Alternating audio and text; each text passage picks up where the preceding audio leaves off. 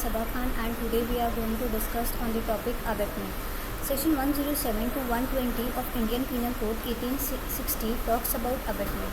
According to Section 107, which explains the meaning of abetment, in general, to abet means to instigate, to help, to encourage or to put in execution his criminal intention.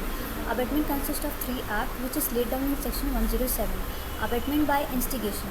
In common, it is said that one can motivate other in two possible ways, which is motivating one for good cause and motivating other for bad cause, which is abetment by instigation, and hence held liable for such instigation irrespective of the act abetted be committed or not.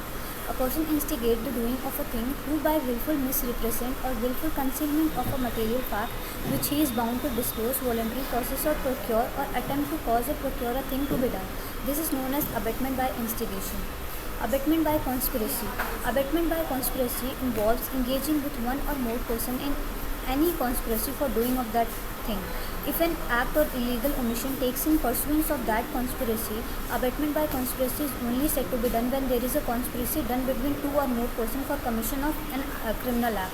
If act committed will amount to abetment by conspiracy, if the same is not committed will amount to conspiracy and will punishable under section 120A and not for abetment by conspiracy. Abetment by aid. The third kind of abetment is abetment by intentionally aiding by an act or illegal omission the doing of any criminal offence. Explanation 2 to section 107 clarifies that a person is said to aid the doing of an act who either prior to or at the time of commission of an offence does anything in order to facilitate the commission of that act.